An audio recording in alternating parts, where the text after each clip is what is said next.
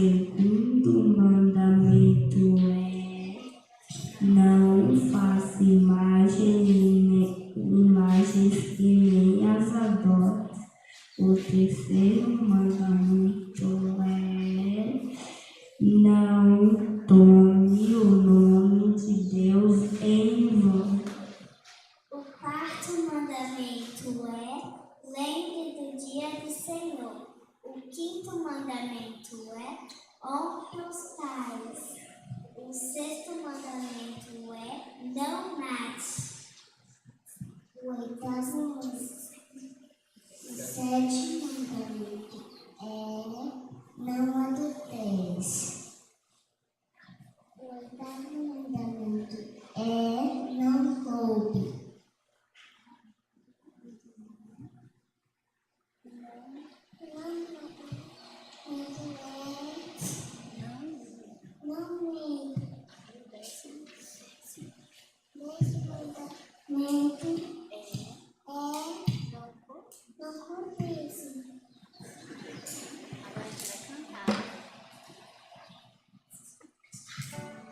Esses são os 10 mandamentos.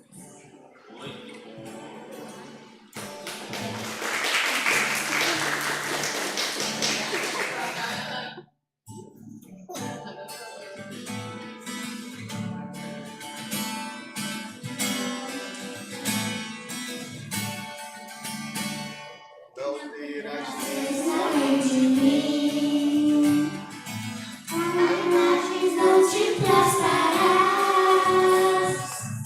não roubarás, meu nome em vão, meu dia santificarás. Honra teu pai e tua mãe, não matarás nem odiarás. Também não adulterarás, nem na pobreza furtarás. Diga a verdade e não minta jamais. E o que não te pertence não cobiçarás.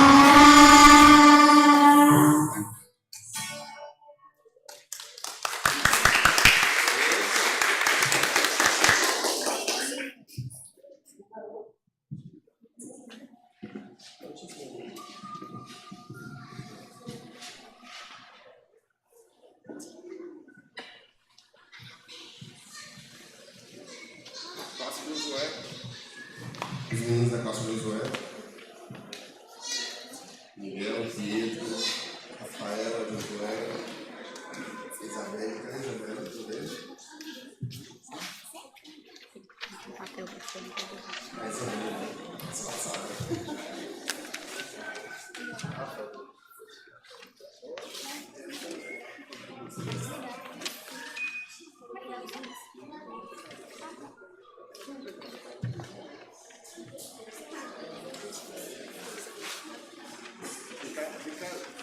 Faz essa mão aqui pra cá.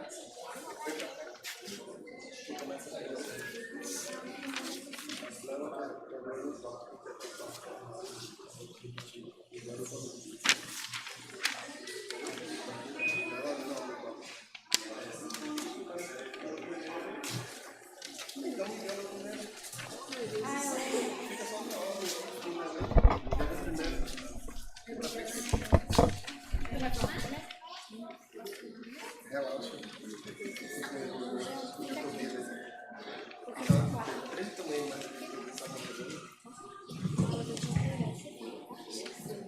Bom, a nossa turma encerrou recentemente o estudo também dos 10 mandamentos.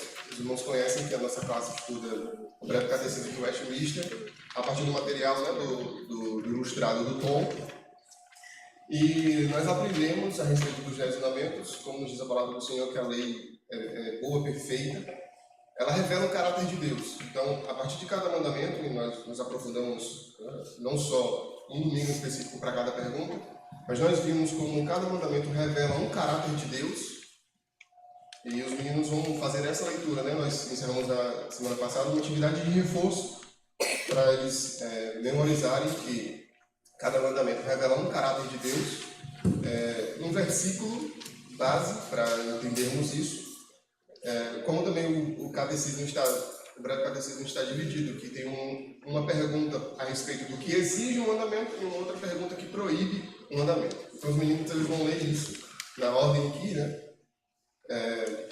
Dos mandamentos. O caráter de Deus, um versículo base, o que exige, o que proíbe cada mandamento.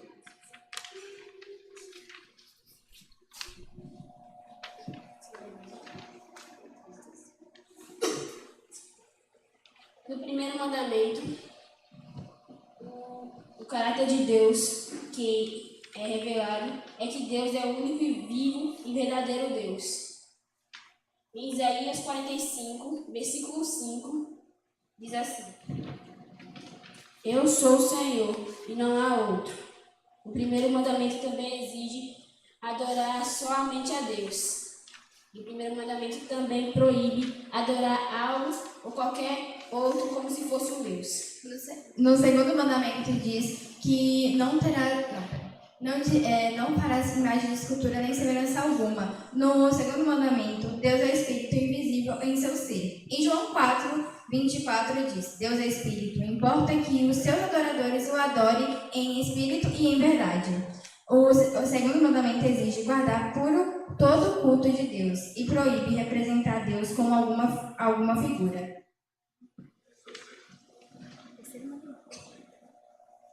O terceiro mandamento é: Deus está em todo lugar. Jeremias 23, 24 diz: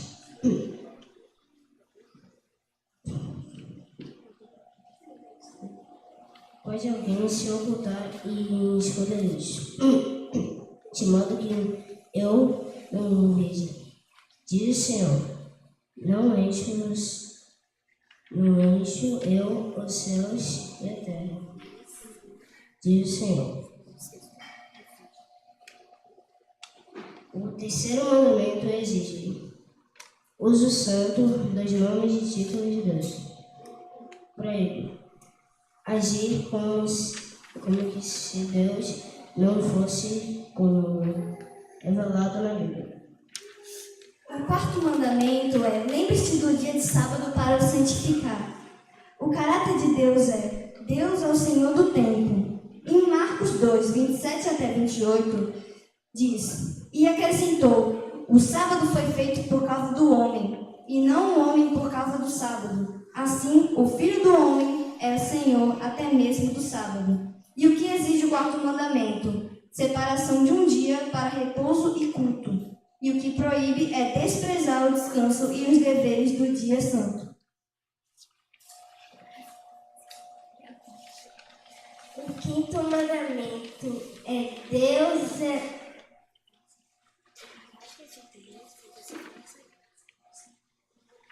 O caráter de Deus é Senhor de todos. Hebreus 12, versículo 9. Além do que tiveram nossos pais segundo a carne para nos corrigirem e nós os reverenciarmos, não nos sujeitaremos muito mais ao Pai dos Espíritos para viver. O quinto mandamento exige conservar a honra das pessoas no seu nível de relacionamento. O quinto mandamento proíbe não honrar cada um segundo a medida da sua autoridade. O sexto mandamento: Deus é o dono da vida. Salmos 36, versículo 9. Pois em ti está fonte da vida. Presta a luz, nos dá a luz. O sexto mandamento exige o uso das suas lícitas para preservar a vida. O sexto mandamento proíbe o uso da tudo os elementos que desce a vida.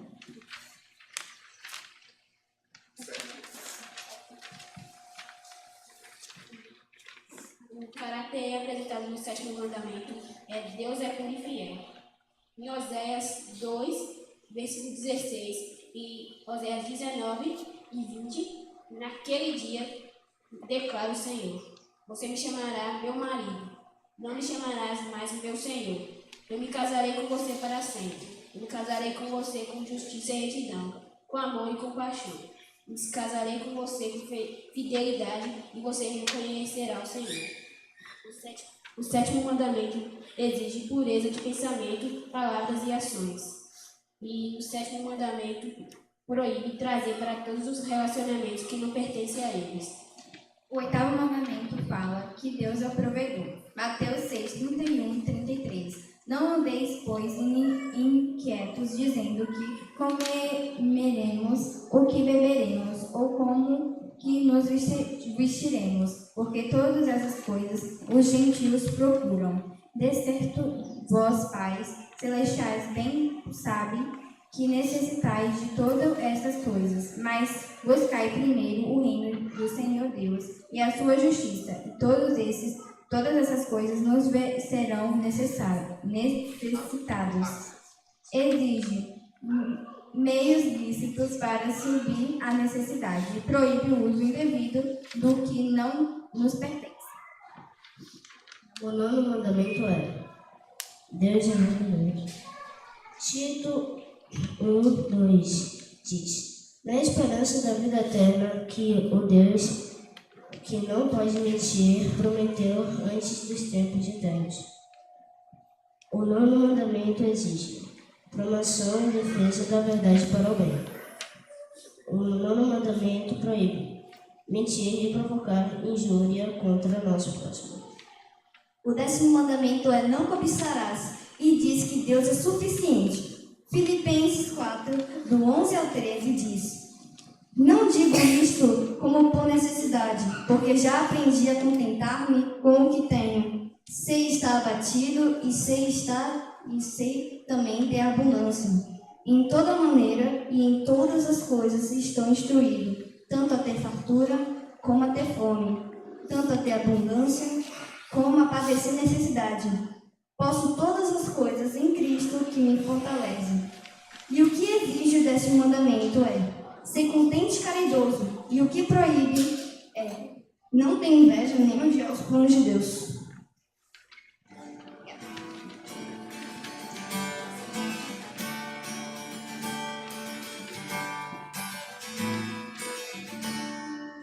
Terás de mim, a imagem não te prostrarás,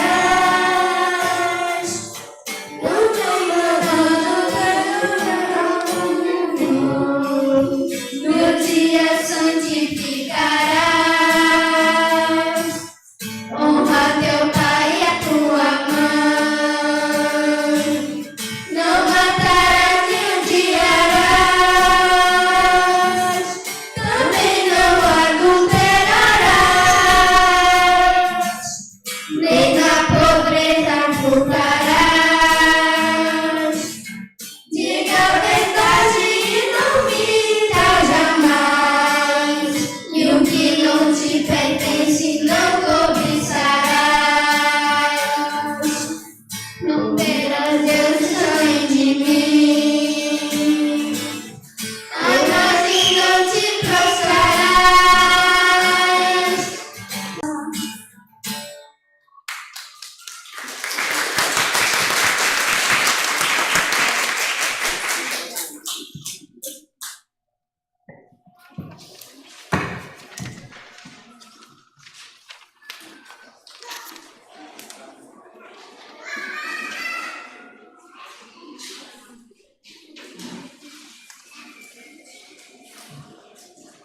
Irmãos, a nossa turma não tem nome, os crescidinhos de Cristo.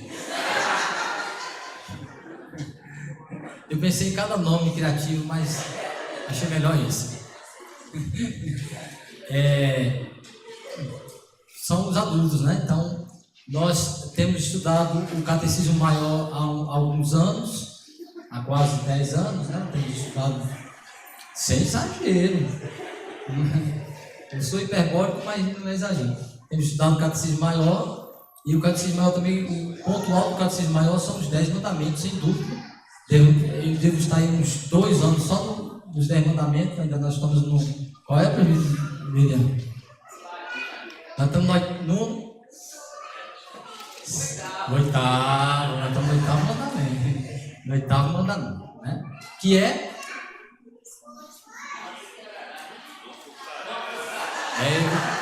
Mas eu peguei o seu de novo, escorregou. Segunda vez. Então nós estamos estudando, mas nós vamos apresentar um jogral. Olha, lembrar da minha infância aí. Nós vamos apresentar um jogral baseado nos 10 mandamentos, porém, enquanto a turma do Elton enfatizou os caráteres de Deus, né? O caráter de Deus, ela mesma o caráter de Deus, nós vamos mostrar a relação da lei com Cristo, como a relação da lei com Cristo. Então, cadê meus alunos? Antes, até os irmãos chegarem aqui, eu quero também mostrar para os irmãos uma coisa importante, né? Quando o conselho resolve...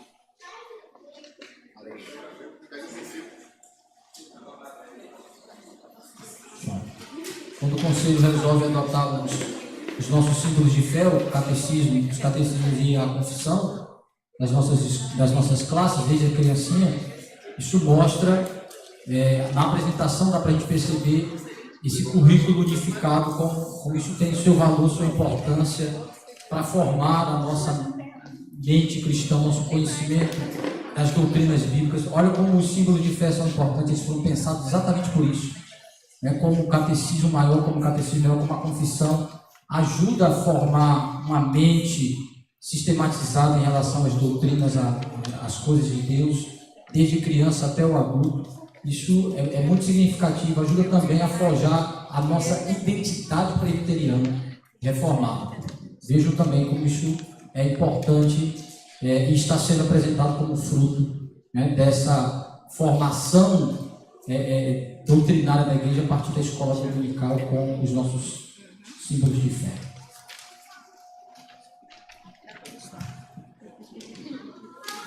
Passa bonito, viu? Chega mais pra lá, tá melhor aqui, tá bom? 1, 2, 3.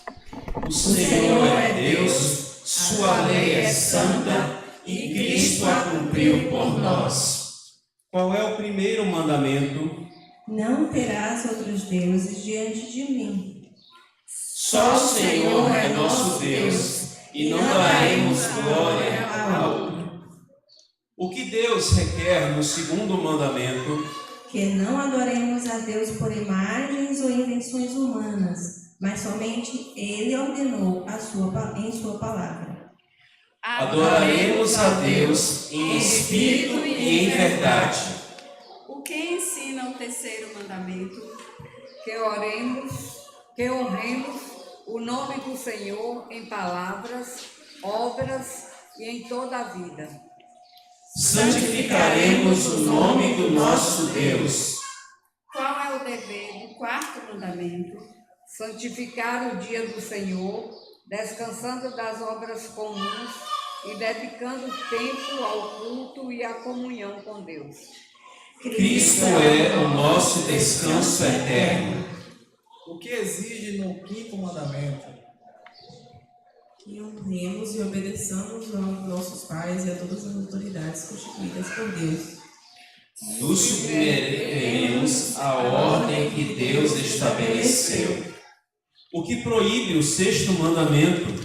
Todo ódio, injustiça e desprezo pela vida do próximo. Amaremos a vida e ao próximo como Cristo nos amou. O que ordena o sétimo mandamento? Que guardemos pureza de coração, de palavras e de ações, vivendo em fidelidade. Refletiremos a santidade e fidelidade de Cristo. O que condena o oitavo mandamento? o roubo, a avareza, a injustiça e a preguiça. Seremos honestos, diligentes e generosos, confiando na providência de Deus. Qual é o ensino do nono mandamento? Que amemos a verdade, rejeitemos a mentira e usemos nossa língua para a santificação. Falemos a verdade em amor, como discípulos de Cristo, que é a verdade. O que o 10º mandamento nos mostra? Que Deus vê até os desejos do coração e que devemos estar contentes em Cristo. Cristo é o nosso maior tesouro e nossa plena satisfação. A lei é perfeita e mostra o caráter santo de Deus. Ela revela nosso pecado e aponta para Cristo. Cristo cumpriu perfeitamente a lei em nosso lugar. Agora vivemos em gratidão e obediência para a glória de Deus e pelo poder do seu Espírito.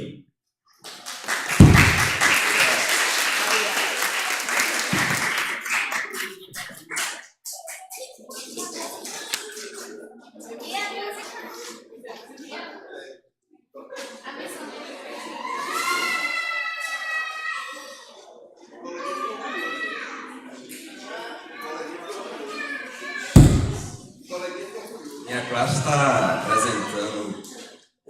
estudando a confissão de fé, né? Já tem alguns meses. Na verdade, já tem alguns anos também, né? Que acho que era com o Davidson. Então, sempre reciclando o conhecimento, sempre aprofundando, colocando esse conhecimento na prática diária do crente, né? E a gente tem nos esmerado nisso. E agora, quem vai apresentar, primeiro é Lu, né? É Lu. Em casa. Ela está um pouquinho nervosa, então. De apoio. Eles saíram para imaginar todo mundo com o nariz de palhaço.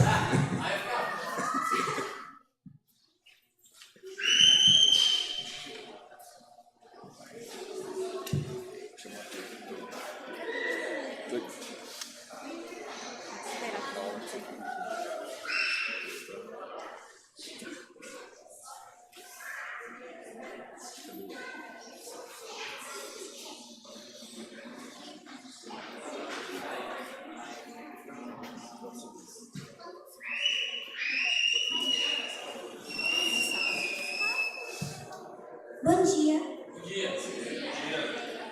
Hoje a gente vai fazer uma temática aqui sobre a exposição da origem e também do contexto sobre a produção em si do Concílio da Fé de Westminster.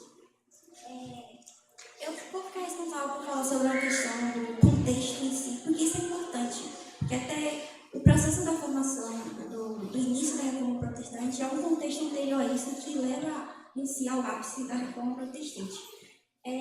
Mas antes de fato começar a expor os tópicos, eu vou fazer duas perguntas que vai ser a base da minha exposição, que é: por que olhar para trás e se importar tudo com a tradição? E a outra pergunta seria mesmo necessário a presença de um concílio, né, de uma confissão? E a pergunta mais simples para essas duas perguntas é sim. Primeiro porque o passado em si, olhar para trás, é necessário, porque a nossa fé, ela também é histórica. Então, se até entender como as formações de todos os concílios foram feitas, faz isso uma importância. E, no caso, sabemos que atualmente a questão de olhar para trás e se importar com a questão da tradição, infelizmente, não apenas uma questão do ímpio que despreza o passado, uma questão mais relativista, mas infelizmente dentro da própria igreja também há uma rejeição com a tradição, o que de início é maléfico no intuito de entendermos que é preciso de uma unidade para a gente entender a questão da interpretação da Bíblia, que foi por muitos estudiosos bíblicos com o intuito de si trazer uma interpretação mais unificada a respeito da palavra do Senhor. Então, isso imediatamente responde a necessidade, sim, de existência de uma confissão. Porque desde a formação do cristianismo que inicia lá em Jerusalém, o próprio Senhor revelando para Pedro e sobre a importância de falar que o cristianismo não estaria apenas para o povo judeu, mas como um todo para todos os gentios. E a gente observa assim um crescimento exponencial do próprio cristianismo, também associado a isso surgem heresias, como por exemplo o gnosticismo e o marcionismo, que em resposta a isso a igreja se une, e aí tem um grande e conhecido conselho de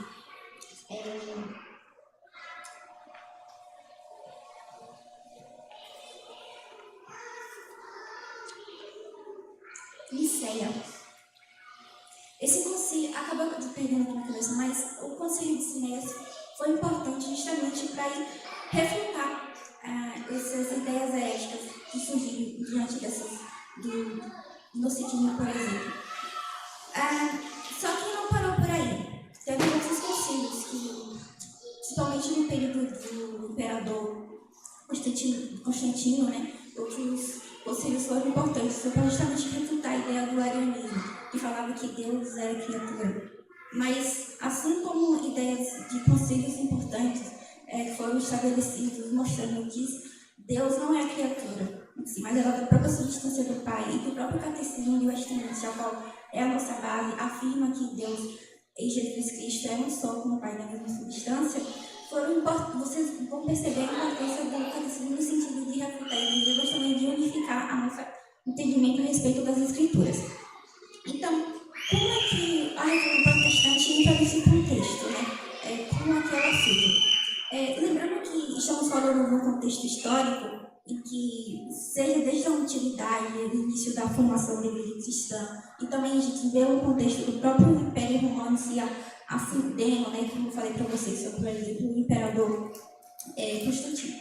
Só que o Império Romano cai, quebra devido a crises no contexto político e também na expansão do cristianismo, né, que isso impactou diretamente no poder do Império Romano.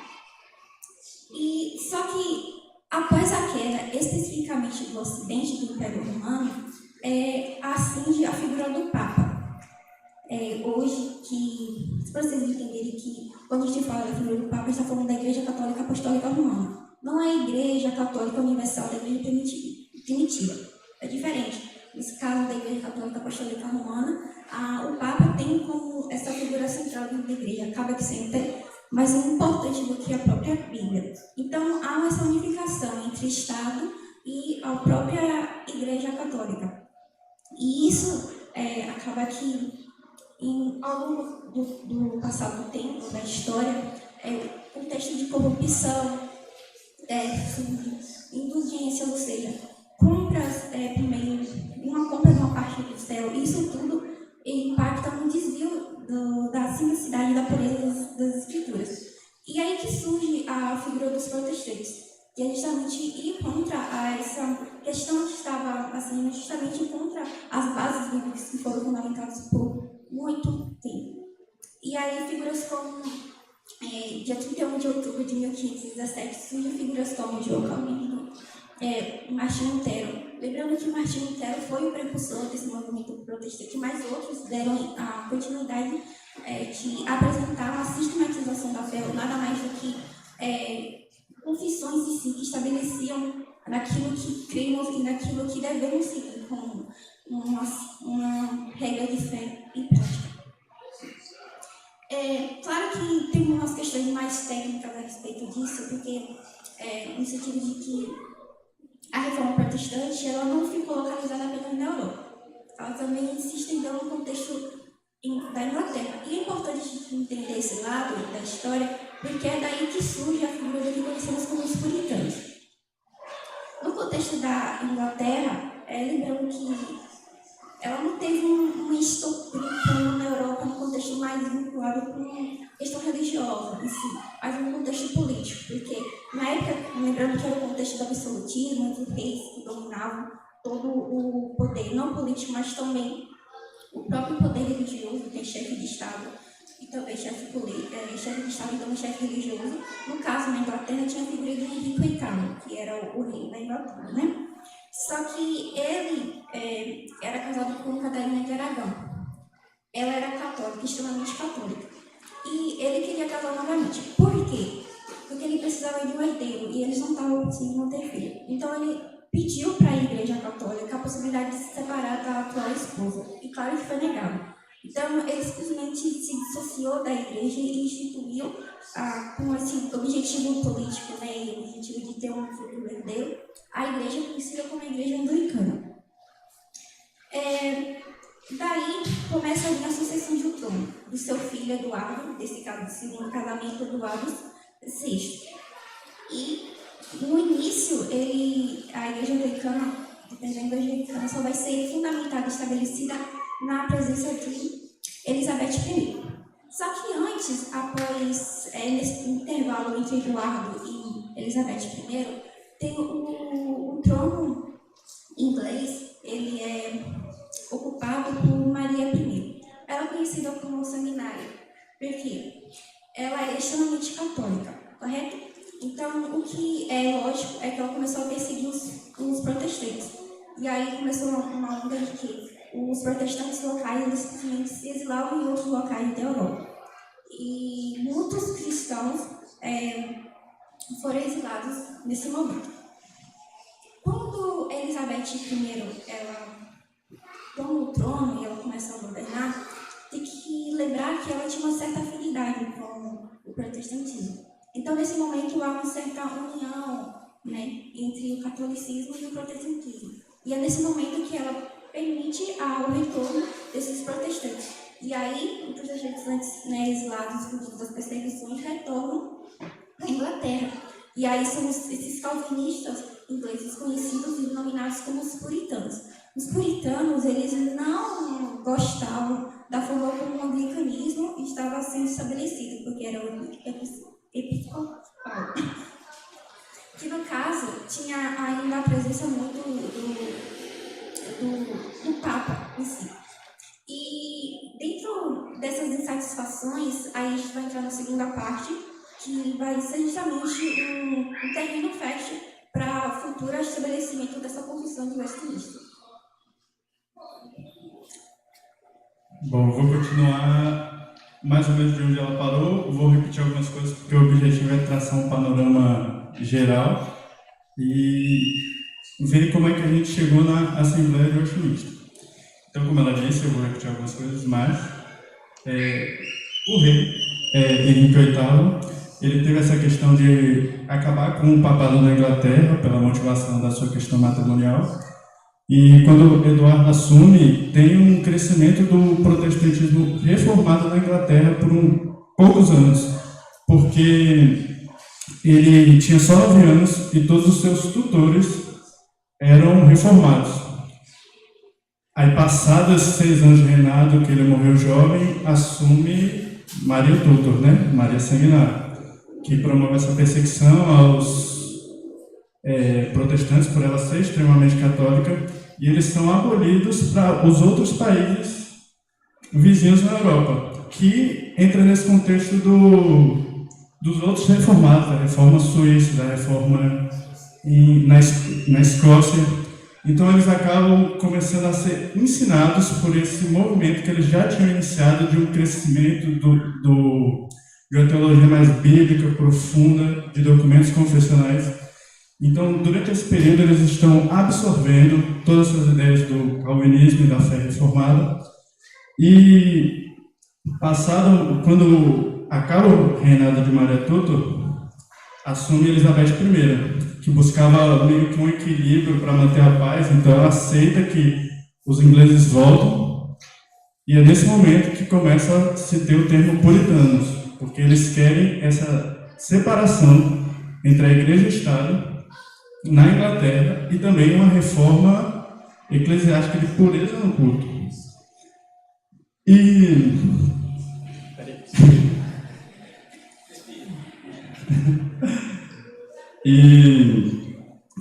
Porque eles partem do princípio que a única maneira do culto era ser simples, pura e aprovada segundo a palavra de Deus. Porque eles entendiam que já tinha se corrompido por essas invenções humanas, E por mais que o anglicanismo ele se libertasse de algumas coisas do catolicismo, ele ainda mantinha essas tradições. Então, mesmo a Elizabeth I tendo aceitado o retorno deles, após esses confrontos, ela também persegue eles. E eles, de novo, são exilados. Vou precisar da minha cola.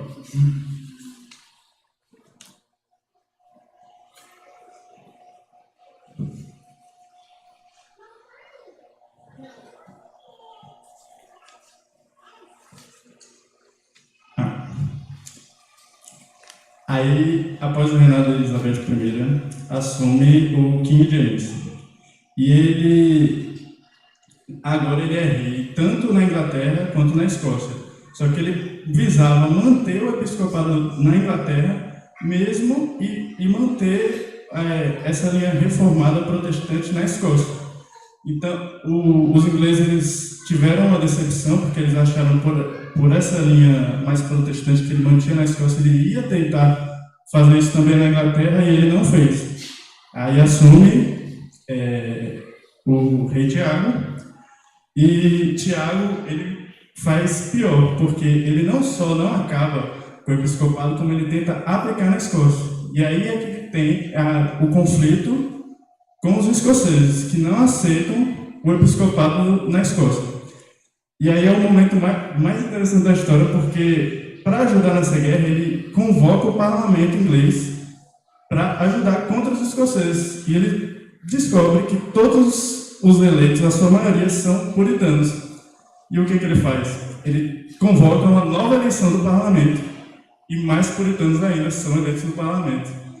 E aí a gente vai se encaminhar para a Assembleia de Westminster, que, apoiado também pelos escoceses, começaram a formular os documentos, os catecismos e tentar acabar com o episcopado na Inglaterra. Então, a Assembleia de Westminster começou a se reunir em 1643, e eles tiveram cerca de 160 reuniões oficiais, além das extraoficiais. Tudo isso para desenvolver a confissão de fé o máximo possível. E uma coisa interessante é que eles não tinham textos bíblicos na confissão, porque eles não queriam que fossem dados como textos provas das doutrinas que eles colocavam. Por quê? É como se eles evitassem que dessem a entender que eles inventaram doutrinas e esse aqui é o texto que justifica. Aí a gente, 2 exemplos. Catolicismo romano, faz imagem. Essa doutrina não é bíblica, mas eles vão pegar um texto e justificar. Eles queriam justamente fugir disso. Mas conforme o desenvolvimento da confissão, eles entenderam a necessidade de colocar o texto. Mas, para fugir disso, como eles fazem para fugir de fazer da mesma forma? De mostrar que eles não estão descobrindo doutrinas, inventando doutrinas e justificando com textos bíblicos. Eles dão ênfase na palavra. Por isso que a confissão começa com a palavra. E justamente eles dão essa ênfase de como a palavra é a única regra de fé e prática, e como todas essas doutrinas não são invenções, elas são extraídas da palavra. Não são criadas, mas são explicadas, tanto para manter a nossa segurança, na verdade, do que a Bíblia realmente diz, para não ser influenciado por outros pensamentos, quanto para realmente ter essa firmeza de identidade bíblica e teológica. Agora... Nesse contexto inteiro, a gente vai ter o desenvolvimento da confissão de fé e vários outros símbolos de fé que a gente acata atualmente. Pode botar lá o slide rapidão. O slide que tem 10 anos. Aí, ótimo. E foram muitos anos de trabalho intenso, muitos anos de oração, de análise da palavra, para a construção destes símbolos de fé. 1.160 reuniões, 33 capítulos da confissão, e foram esses os principais documentos produzidos: a confissão, o catecismo maior, o breve catecismo, que era para crianças, pasmo, o diretório de culto e o código de disciplina eclesiástica, que é um livro que muitas pessoas não gostam, porque ninguém gosta de ser disciplinado, né? E além desses livros, que são os nossos símbolos de fé, foram escritos outros vários livros, que são os registros dessas assembleias e dessas conferências. Vai ter o livro das orações dos puritanos que eles faziam, que são orações extensas, são orações enormes e completamente baseadas na palavra. Tem trechos que eles literalmente liam a palavra. Para vocês verem quão importante é estar com a Bíblia ali do lado do desenvolvimento desses documentos. Aí posso. Tá, pronto. E com o desenvolvimento desses documentos, a gente vai ter o sentido da supremacia da Escritura. Muitas pessoas, quando vão ver de fora a igreja presbiteriana, vão ter o falso entendimento de que os nossos símbolos de fé são documentos inerrantes, assim como a palavra. Vão achar que nós idolatramos essas escrituras, assim como os católicos acatam os textos apócrifos.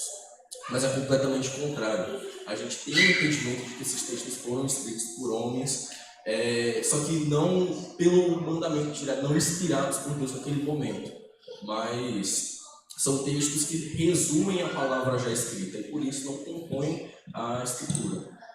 São formas de você compreender melhor e ensinar para as outras palavras a fé reformada. E a gente vai ter a organização sistemática de toda a palavra de uma forma que facilite o aprendizado e a única regra de fé sendo a própria palavra de Deus.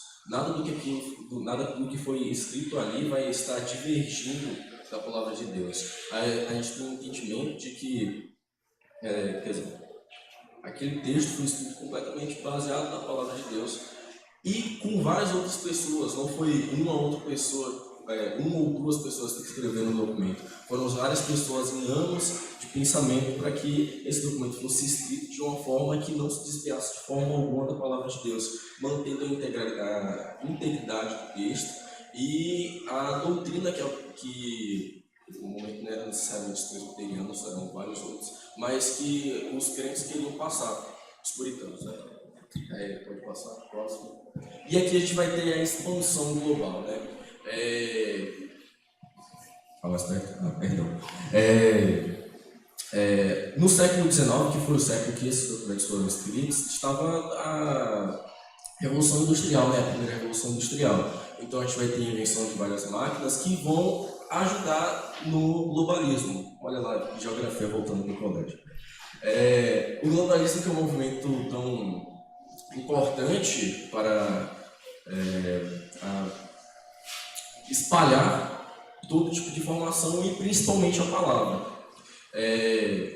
Com a tendência das pessoas irem de um continente ao outro, utilizando dessas tecnologias novas e o desenvolvimento a melhoria dos barcos das navegações, né? As grandes navegações começaram em 1500, no século XVI, mas elas foram melhoradas agora no século XIX, em 1800. Então, houve essa tendência dos puritanos que foram expulsos de seus países de saírem da Escócia, que eram os lugares que eles tinham se achado um ponto seguro, e irem para os Estados Unidos, que era um país que estava em desenvolvimento naquele momento, né? Então, um país que estava crescendo rapidamente, tinha vários recursos e que tinha sido fundado praticamente pelos próprios puritanos.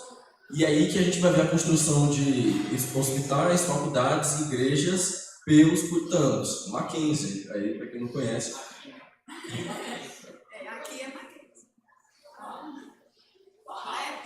Pronto, Mackenzie foi quando o Simon o Simon veio.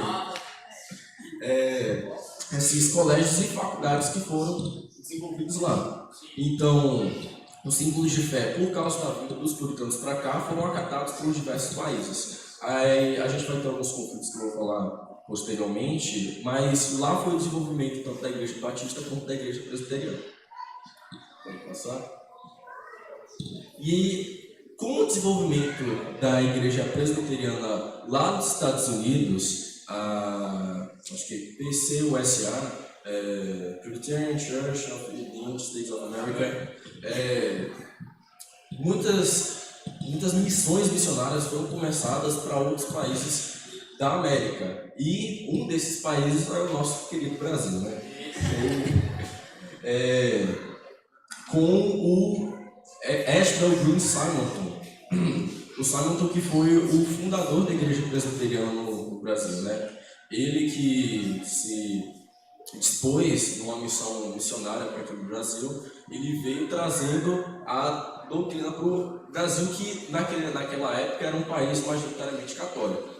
Houve algumas tentativas dos puritanos virem para cá, diretamente da Escócia, mas não houve sucesso por causa da expulsão. Teve expulsão de francês, escocês, um caso de holandês principalmente. Então houve esses conflitos para a vinda da Igreja Presbiteriana para o Brasil. E em 1859 foi o ano em que Simonton conseguiu vir para o Brasil para trazer essa palavra. Ele inicialmente não fundou a Igreja Presbiteriana, pelo que eu me lembro. Eu esqueci o nome agora da igreja que ele fundou, mas foram com os princípios presbiterianos. Em 1960, por aí, foi quando ele conseguiu fundar a Igreja Presbiteriana, e foi quando ele morreu com... Não, 59 foi quando ele chegou, não foi quando ele fundou. E ele morreu com 34 anos, muito novo. Eu falei 1800. Não, pode passar. Perdão. Mas, infelizmente, com a vinda dos presbiterianos para cá, também vieram outras ideologias que vieram para destruir tanto a vontade quanto a própria palavra, né? A própria Bíblia vai falar que na vida tereis aflições, então nada é tão simples assim. A vida não é um mar de rosas, então houveram vários desafios, principalmente deles sendo o iluminismo. Essa ideologia que estava sendo desenvolvida na Europa, que estava vindo para o Brasil, teve um impacto direto na cultura brasileira, na literatura, na arte, e também no progressismo que é desenvolvido, que tem crescido cada vez mais no Brasil. E que, depois de Simonton vir aqui para o Brasil, também começou a crescer nos Estados Unidos. E esse é um dos grandes motivos da Igreja Presbiteriana do Brasil estar desligada da Igreja Presbiteriana dos Estados Unidos. Inclusive, recentemente, em 2011, se eu não me engano, eles aceitaram oficialmente na Constituição deles que o casamento é homossexual. Aí a gente já pode ver. Isso é uma das consequências do liberalismo teológico, né? O iluminismo ele veio para quebrar com todo absolutismo, ou então com toda a verdade absoluta. Então, apesar de ele ter trazido algumas coisas boas, como a separação da religião do Estado, ele também trouxe muitas coisas desse religião e Estado que eu falo, a Igreja e o Estado, como instituições. Ele também trouxe muitas coisas ruins, como o progressismo, que a gente tanto odeia. Então, essa questão de você não ter uma verdade absoluta alimenta as verdades próprias e o relativismo existente. Então, as pessoas gostariam de ouvir coisas que são mais agradáveis aos seus ouvidos, por assim dizer. Ninguém quer ter os seus pecados apontados pela palavra de Deus. Todos querem ser aceitos da forma que são. Então, essas pessoas vão começar a minar o crescimento da Igreja Presbiteriana, o crescimento da palavra em geral no Brasil. Pode passar? Não, tá bom. E aí que vai entrar a Confissão de Fé de Westminster e todos os outros símbolos de fé como uma forma de ser um antídoto a todas as ideologias que cresceram naquela época, né? A Confissão de Fé, ela, como eu já disse antes, pode não ser nossa regra de fé e prática, mas é um documento que resume a palavra e nos ajuda a entendê-la. Então, quando temos a palavra resumida e, de certa forma, mais elaborada de uma forma que as pessoas consigam entender, é muito mais difícil que você crie uma doutrina herética. Quando você tem essa padronização. Então, você vai ver que praticamente todas as igrejas presbiterianas no Brasil ensinam quase a mesma doutrina, fora algumas outras doutrinas não salvíficas, mas se você for parar para analisar, geralmente a doutrina de predestinação, eleição, salvação por graça, por obras. muitas outras doutrinas e também a preservação da palavra, que é o ponto mais importante. Então, as pessoas que distorciam as palavras para fazer suas próprias vontades com o pretexto de que a Bíblia permitia que elas fizessem isto, estavam sendo desprovadas pelo crescimento e pela aprovação do catecismo e da confissão de fé. Então, a gente vai ver que esses documentos trouxeram muitos benefícios, não somente para a igreja presbiteriana, mas também para muitas igrejas. Eu fiquei assustado quando eu percebi que tem algumas igrejas batistas que acatam a confissão de fé de Westminster como um dos símbolos de fé. E tem muitas outras igrejas também, né? Então,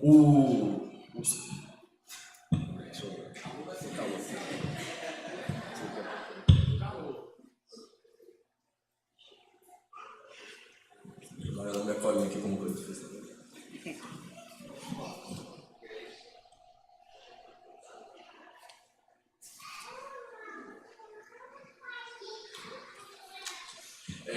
Então, os caráteres da confissão de fé foram que popularizaram, assim, mas não popularizaram, mas fizeram com que ela crescesse dentro do cristianismo brasileiro. E em todo outro mundo, a gente vai ver que outras igrejas de outros países, por exemplo, na Coreia do Sul, criaram suas igrejas aqui no Brasil. Esqueci o nome da igreja específica. Acho que é a Igreja Presbiteriana Coreana no Brasil, uma coisa assim parecida. Assim como igrejas que nasceram de movimentos de evangelização aos povos originários do Brasil, os indígenas, né? Então tem a Igreja Indígena Presbiteriana do Brasil. Então, este caráter teocêntrico que mantém Deus no centro de toda a reflexão teológica, a precisão teológica, fizeram com que essa ferramenta prática ela fosse muito mais fácil de utilizar dentro das pregações, da liturgia brasileira, ou da liturgia das igrejas. Aí pode passar. E, como eu já falei antes, esses documentos não são infalíveis. Isso aqui é uma repetição, não sei o que isso aqui. Uma repetição de um dos slides. Pode passar? E é isso. Obrigado pela atenção. Eu vou só completar porque o falou me fez lembrar uma coisa. Eu estava conversando com o pastor Ed, ele falou não existe verdade absoluta, como se é algo que a gente não pudesse afirmar. E ao mesmo tempo, quando você diz que não precisa de uma confissão, essa é a sua confissão. Que você assume é automaticamente contraditório. E aí a gente vai ver qual é a diferença. Uma confissão, ela vai se basear na verdade da Bíblia. A outra vai se basear no seu próprio coração. E no século XX, eu achei essa história muito curiosa, que eles tentaram acrescentar mais 2 capítulos à confissão de Westminster. O capítulo sobre o Espírito Santo e o capítulo sobre o amor de Deus e missões, com ideias totalmente arminianas. Por quê? Eles queriam conformar aquilo com que o coração deles acreditava. E foi rejeitado porque acharam que o Espírito Santo está presente em toda a confissão, mesmo que não tenha um capítulo sobre ele, então é redundante. E sobre o amor de Deus e missões, acharam uma perspectiva totalmente arminiana que não cabe dentro da confissão de Westminster. Então é interessante a gente olhar para isso, para não cair nessa falácia que eles usam contra a gente. Não preciso de confissão. A nossa é bíblica. E a de vocês? Vem de onde?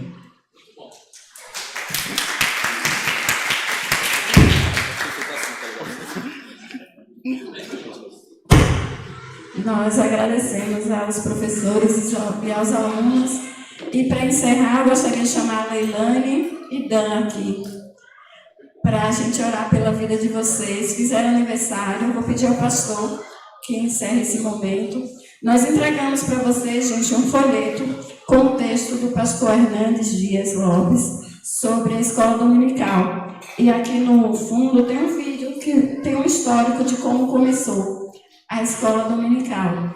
Vejam, é muito importante, e é importante trazermos os nossos filhos para a escola dominical e nós também virmos a escola dominical, porque a gente aprende aqui. É aqui que a gente tem a bagagem para para a nossa vida, para o nosso dia a dia, e conhecemos também as verdades reveladas do Senhor, bem como a nossa doutrina é na escola dominical. Bem, vamos orar. Quero dizer que eu estou muito feliz, né, pela apresentação. A gente fica feliz em ver o fruto do ensino bíblico, né, na nossa igreja. É uma alegria do nosso coração. Assim como a gente vê o desprezo que entristece, a gente vê o fruto, a gente vê o crescimento do conhecimento.